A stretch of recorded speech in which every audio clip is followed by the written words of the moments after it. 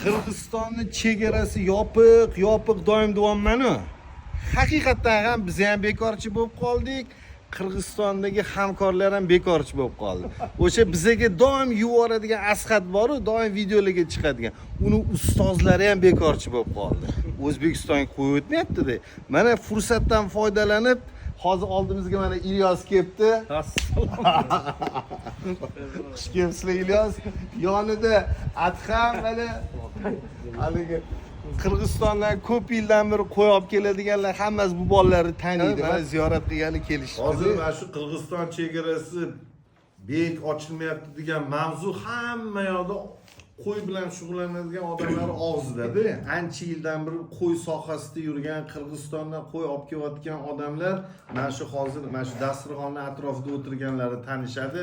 Qirg'iziston vakili sifatida mana Ilyos o'tiribdi-da. Bulardan mana shu so'rab nima bo'lyapti desak, bu ham endi qattan biladi. Buni ham tepaga unaqa aloqasi yo'q. Lekin hozir mana aytayapti, Xudo xolisi. Xudo biladi-da, mana. Xudo biladi. Endi mana shu juma yoki keyingi juma ochiladi, Bahodir aka.